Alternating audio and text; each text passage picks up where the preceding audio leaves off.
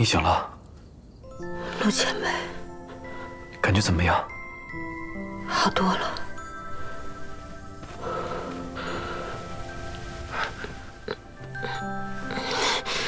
还有点疼。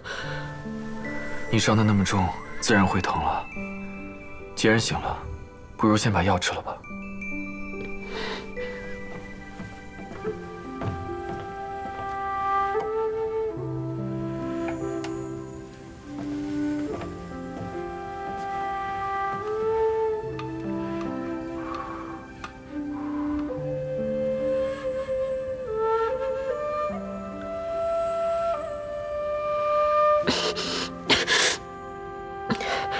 苦。怎么会苦呢？你又尝不出味道，怎知不苦？方子是我配的，苦不苦我能不知道吗？那好吧，我来吧。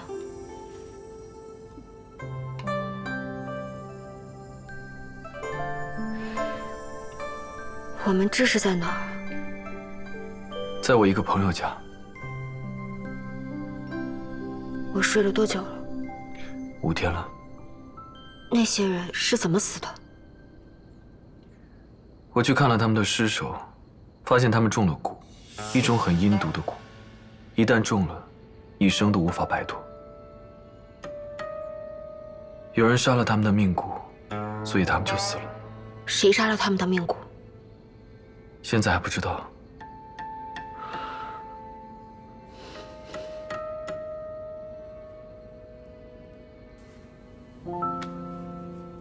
别担心了，有我在。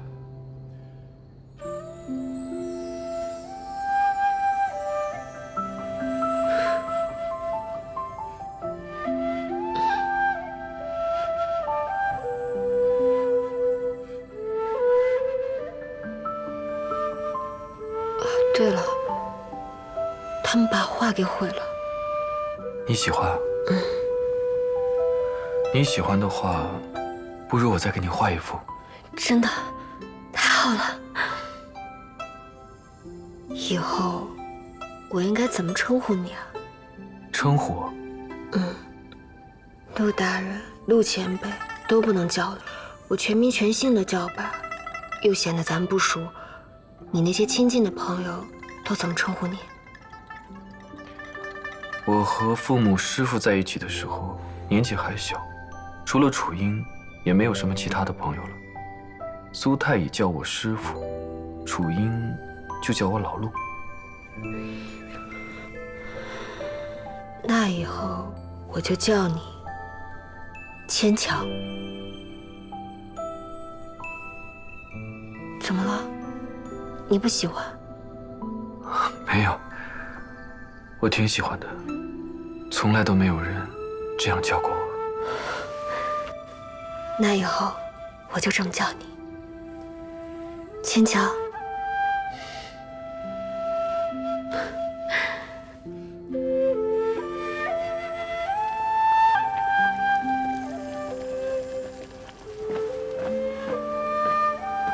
你要的衣服。多谢，麻烦把这件衣服给屋里的姑娘换上。好。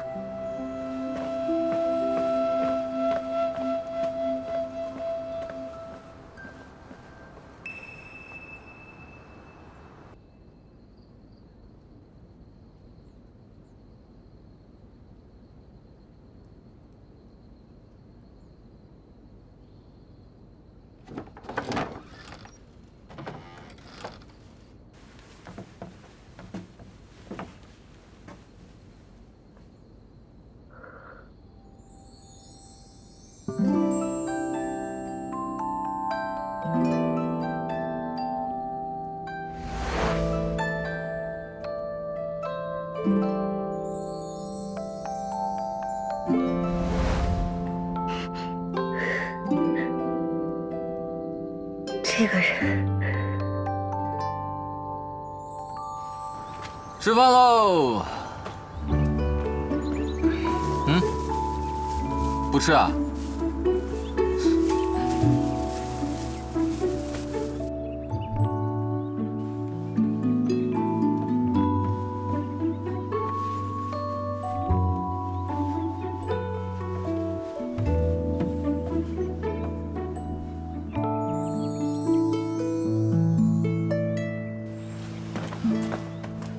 哎，嫂子，你醒了？你是？叫我小沙就行，这里是我家。你那天受伤了，陆哥带你回来的。啊，是这样，多谢。客气什么？我和陆哥亲兄弟一般，他的事就是我的事，他的仇人就是我的仇人，他的家眷。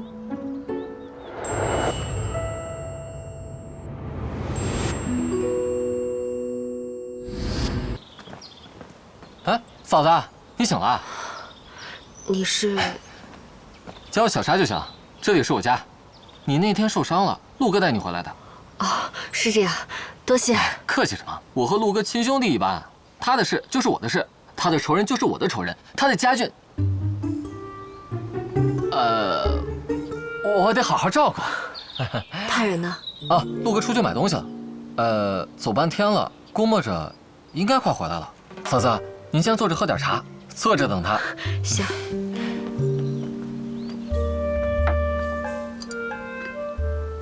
嫂子也是修行者吗？我是新鞋庄的弟子。哦，新鞋庄，知道，了不得了不得。你是当地人吗？是啊，祖祖辈辈都住在这儿。那你跟陆千桥是怎么认识的？嗨，这个说来就话长了，反正就是年少不懂事，有一次犯到了我陆哥手里，被他狠狠教训了一顿，之后就被迫走上了正道。被迫？是啊，起初是不乐意的，但之后渐渐地发现，以前一起那些混日子的兄弟的下场都不好，然后就明白了，陆哥这人啊，面冷心热，但凡是他看在眼里的人，他都会好好照顾的。他是这样的人。那嫂子，你和我陆哥是怎么认识的啊？我们是成亲认识的。嚯，这都成亲了，我陆哥速度够快的呀。那嫂子，你们现在定居何处？以后我若到了中原，可以去探望你们。定居啊，还没想好呢。没想好？我们刚成完亲就分开了，后来遇到了很多事，现在才来到北乡，所以关于后面的打算还没想好呢。那嫂子，你喜欢哪儿？要不要留在北乡，留在凤凰城和我做邻居啊？那还是不了吧，我还得回新鞋庄，那儿有我的师傅和师妹，而且北乡这气候我也不太适应，太干燥了。也对，嫂子你还有仙门呢，不像我陆哥，一人吃饱全家不饿。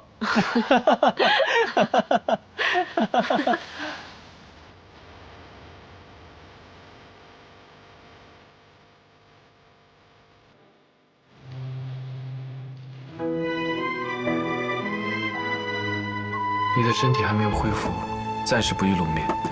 客栈里的东西我们不方便拿，我给你买了一些可以换洗的衣服，好吃的点心，还有打发时间的画本故事。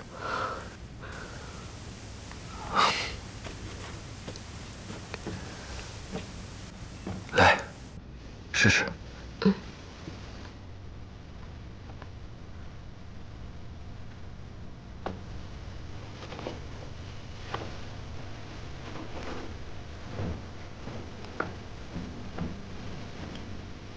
合适吗？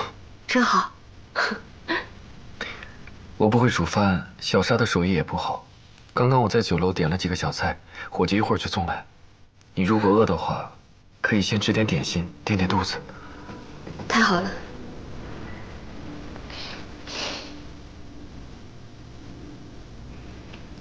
我刚才说的话，你是不是都听见了？你知道我在外面？我好歹也是个修行者，你站那么久，刚开始没发觉，后来肯定发现了。那你说的那些话，都是故意讲给我听的？当然不是，不过你听见了也没什么。你不喜欢北乡？也不是，我只是不想离我师父和师妹太远，尤其是我师妹，她很黏我的。我在崇灵谷的时候见过她，看起来很爽利的一个人。那是因为你还不够了解她。我师妹她这个人啊，外表看起来是只小豹子，其实就是只小猫咪，很娇气，很可爱的。真的？真的，你信我。我们新鞋庄可大了，就我们3个人住。其实，新梅，我换完血之后，修为会大幅度降低，差不多相当于你们人族修者的筑基期了。我知道，我也是筑基期嘛。换完血之后，我还要换心，到时候我会失去战鬼人所有的力量，变成一个普通人。换心，那会不会很危险？这个没关系，我还能应付。可是你现在已经有了痛觉了，那换心会……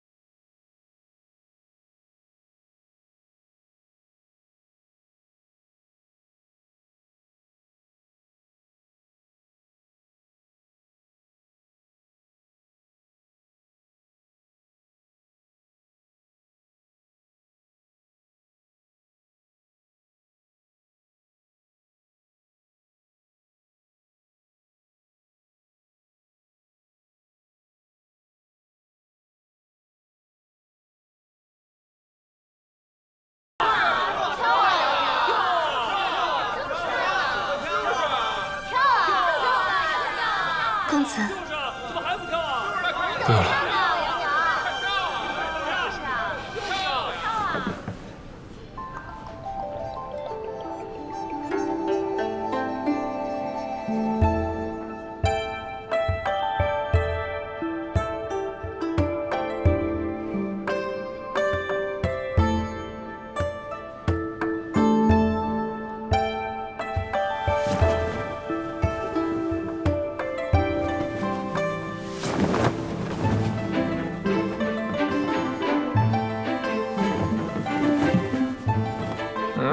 这刚才陪我喝酒的姑娘，怎么上去跳舞了？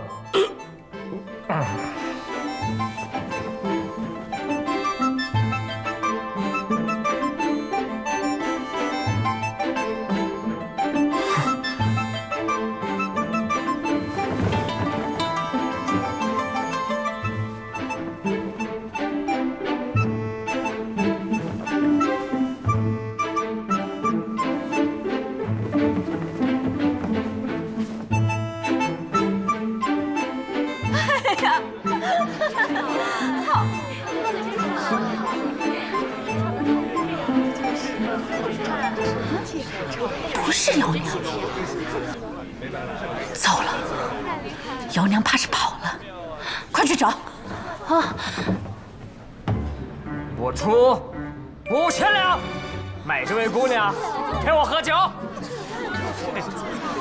公子好眼光，我们姚娘啊，不仅舞跳得好，酒量那也是1等1的好啊。真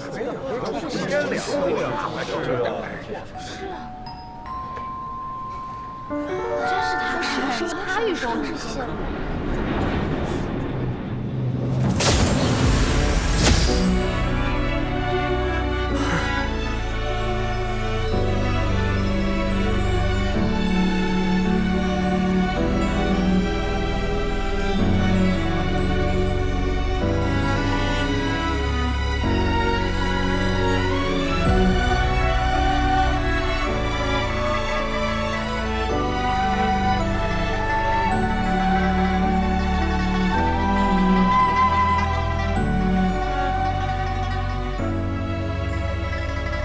风月之情，情比金坚，妙哉，妙哉呀！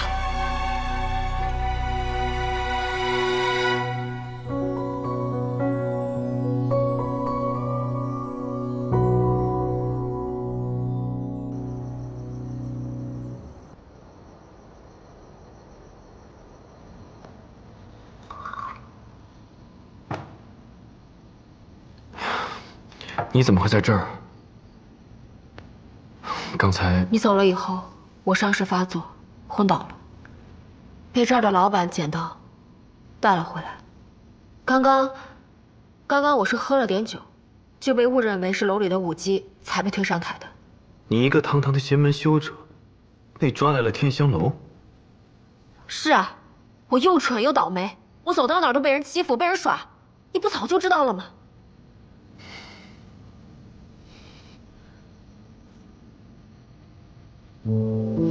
你干什么？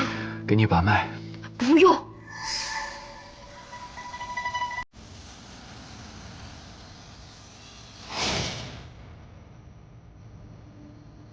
你的身体没什么大碍，认真的调养，很快就能恢复了。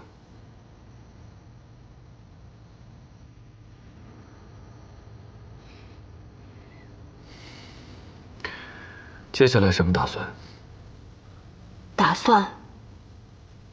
我也不知道。要回中原吗？我师妹给我留了信，就不辞而别了。我已经派我的灵琴去找她了，我得等到她。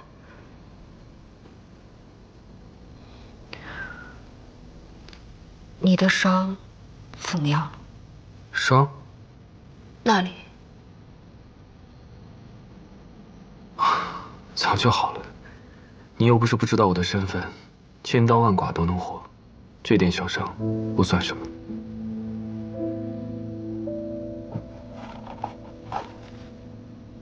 陆千巧，战鬼人里也有好人吧？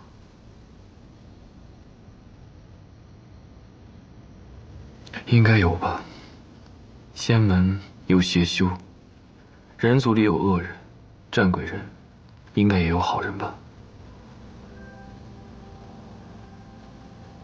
姐妹，我不是坏人。虽然我是战鬼人，但我从小在人族长大，我从来都没有参与过当年的那场战争。虽然我也杀过人，但都是一些恶人。我在人族的军中服役过，当过芝麻小官，我对得起我自己的良心。即便遇到任何的不公，我也从来没有滥杀无辜过。我知道，我不应该跟你说这些，但我不希望你误会我，恨我。我就是不知道该怎么面对你。你是战鬼人，是我族大敌。你骗过我，但你又救过我，所以我真的不知道我。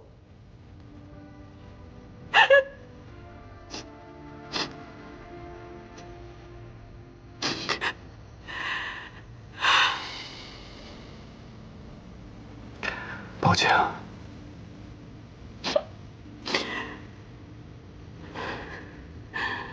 陆千巧，你真的不是坏人吗？我不是坏人。那你能保证吗？我保证。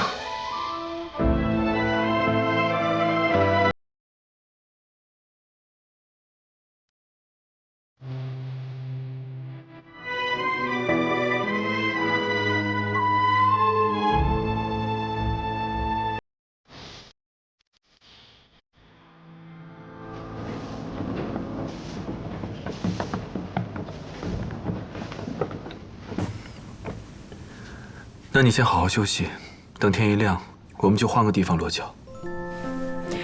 陆千巧，我还有一些事情没有想清楚，再加上我要在北乡等我师妹，所以我暂时不会回中原的。好，我知道了。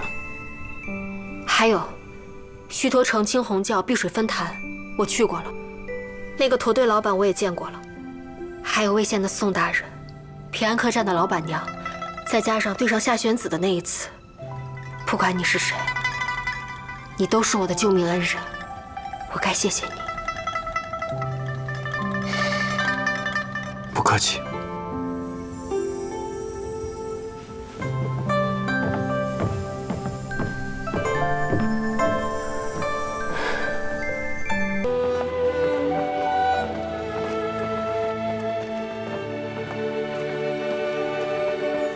就是这儿了。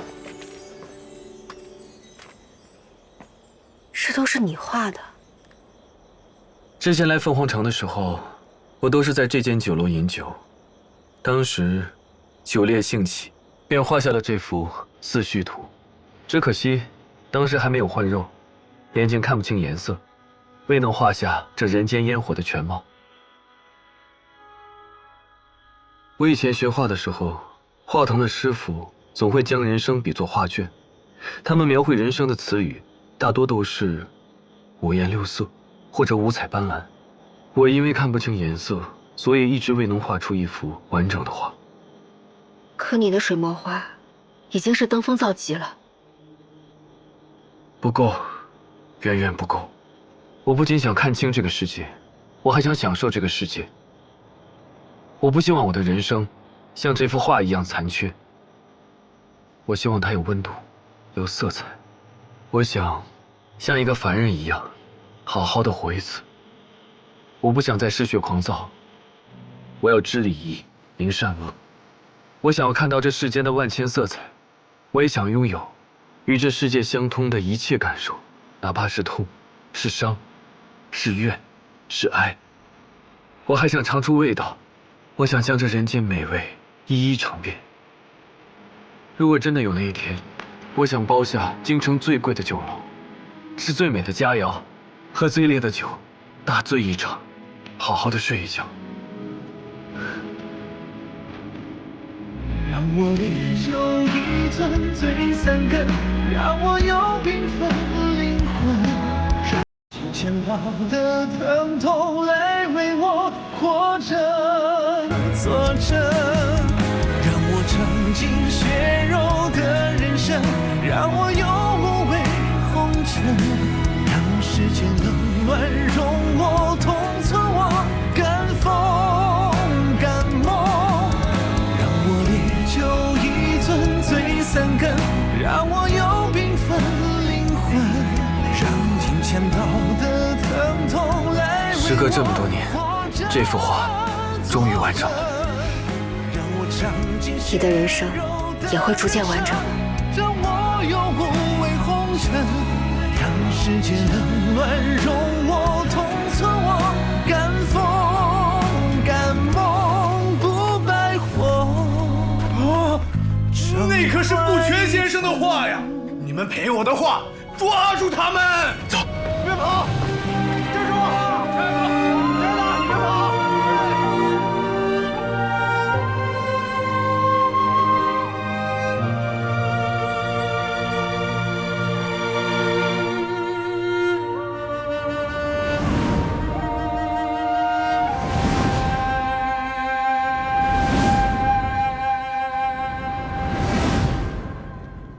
你没有什么想要问我的吗？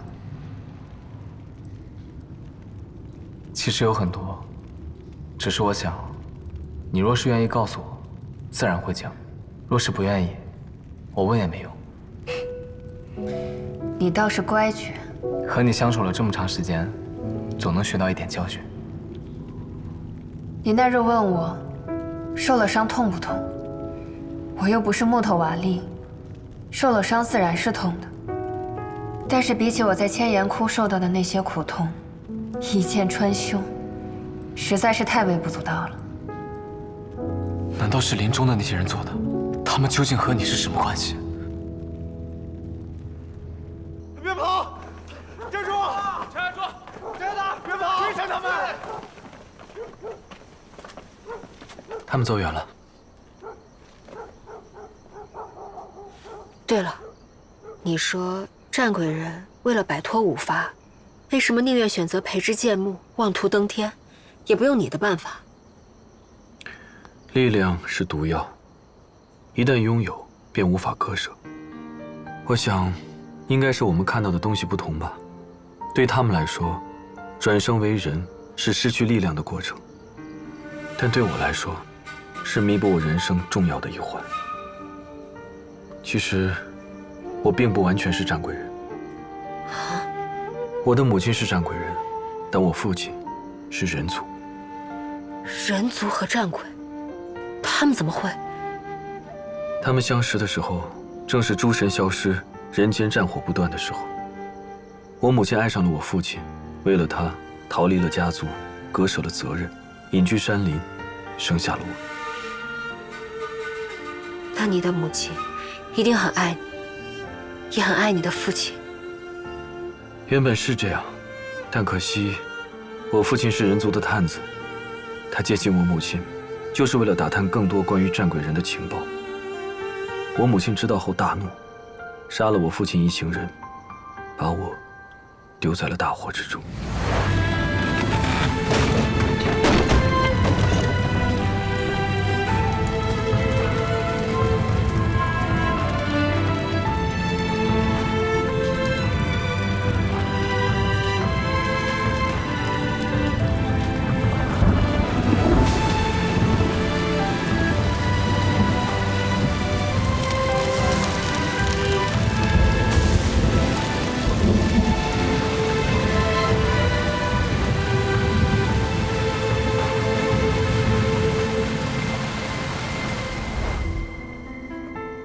那场大火几乎烧掉了我所有的皮肤，我也因此换了一身皮囊，可以好好的睡上一觉。那之后，我就开始到处流浪。我不能去战鬼族寻找我的母亲，人族也视我为仇敌。那时的我孑然一身，天下之大，竟然没有一处能容得下我，所以我只能隐姓埋名，去寻找我父亲的下落。后来呢？后来，我就遇到了我师父。你还有师父？他叫段仙音，在流波观闭关多年，很少有人知道他。他收我为徒，教我读书识字，练功修法。再后来，我就在人间游荡，因为我的寿命比凡人要长，容貌也不易衰老，所以我不得不频繁地更换着我的姓名和身份。起初，我入了皇宫，结识了苏太乙，后来因为权力抽身，带苏太乙离开了皇宫，又结识了丽娘。那个平安客栈的老板娘。对。再后来，我实在无趣，就当起了江湖大侠。我在江湖中游历多年，发现江湖确实有趣，人情味也浓，所以做人的想法就越来越强烈。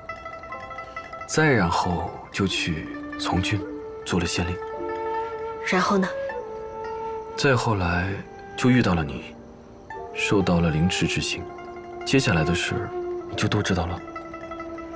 可是我都忘了，一点都想不起来。等我见到了楚音，一定让他第一时间恢复你的记忆。